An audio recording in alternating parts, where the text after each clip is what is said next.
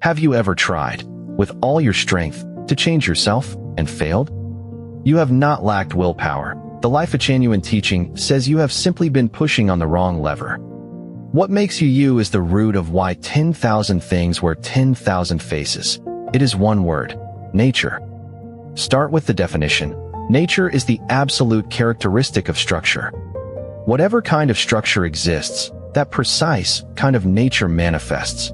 Mountains possess mountain nature. Water possesses water nature. Nature is not an aura. It is determined entirely by a thing's structural architecture. If things lost their self-nature, the universe would collapse into primordial chaos. From this comes an iron law: structure unchanged, nature unchanged, and energy cannot change structure. So pouring in more energy, piling on more knowledge, alters nothing. That is only the surface.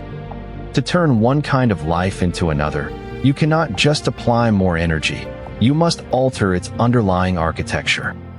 Want to change? Change the structure first. Here is the teaching's most stunning revelation. Nature is Buddha, and Buddha is nature. Life is an antimatter structure possessing spirituality, so life itself is nature. A life that lives fully according to its Tathagata nature is Buddha. Bodhidharma said, "If you do not see your nature, all speech is demonic speech." Clarify the mind and see the nature. Between mind and nature runs one mechanism. The less mind you apply, the more your true nature shows. When mind arises, calculation and active thought conceal the underlying nature. When mind ceases, pure nature manifests. No mind is Tathagata. The way is nature, the blood of the universe, and it surfaces only in a quiet mind. Nature also has a precise threefold architecture of the self. Heavenly nature is the universal class, the essential attribute from the Creator, the formless state of emptiness. It is way nature. Innate nature is the type class, the state of Taiji with distinction. It is virtue nature. Habitual nature is the individual class, habits formed through environment. It is rationality, the birthplace of the social virtues. So how do you escape this formation? First, the truth. You cannot escape nature, because you are nature. Transcendence is a process of navigation. Overcome habitual nature, discard innate nature, restore heavenly nature.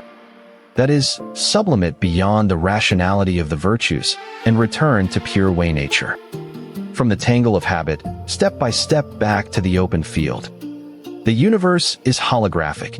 Every person is born carrying all six natures: divine, Buddha, immortal, human, beast, and matter, all present at once. You become the nature that dominates. Divine nature fills you. You are divine. Human nature is full. You are human. By environment and effort, some cultivate a superb life, while others reduce themselves to waste. The core of all cultivation is simply to rise from human nature to immortal nature. Human nature, selfish, short-sighted, prizing money, power, name, and gain, jealous, angry, greedy, fearful, disregarding conscience for interest. Immortal nature, possessing nothing, wholly unbound, leaving feeling everywhere yet never clinging. Acting through non-action, moving with the way, the bearing of the way bones. Pull the lens back to its widest. The universe is the stage of nature. The 10,000 appearances are its dance.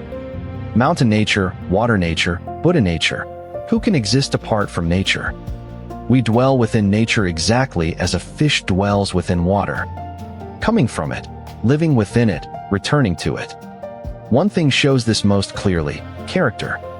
Character is the characteristic of your life vehicle inherited from your previous existence, a consciousness potential, not just parental genetics. Interest clouds wisdom, wisdom clouds the mind, and the mind clouds nature. The more you calculate for interest, the further you push from your true inner grain. As the saying goes, rivers and mountains are easily changed. Innate nature is hard to alter. Across human history, one civilization is the trajectory of nature itself. The age of sensibility, Lemuria, the age of rationality, Atlantis, the age of intellectuality, the 10,000 years after. And now, the age of spirituality, the Lifechanyuan era, Civilization 3.0. Its mark is to freely blossom your self-nature in its season, no longer trapped inside ideology, doctrine, or organization. The whole of it condenses into a single practice. The ultimate shortcut is action.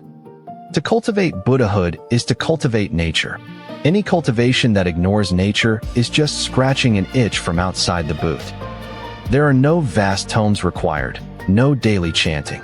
The shortcut to becoming a celestial is simply this: act according to immortal nature. Even the illiterate, acting by this, will arrive. Back to where we began. You cannot change yourself by repainting the surface. What truly defines you is nature, the characteristic of structure. Change your structure, live out your nature, and you live as a Buddha. Next time, energy, that invisible force that leaves you drained after some people and lifted after others. What is it really? See you then.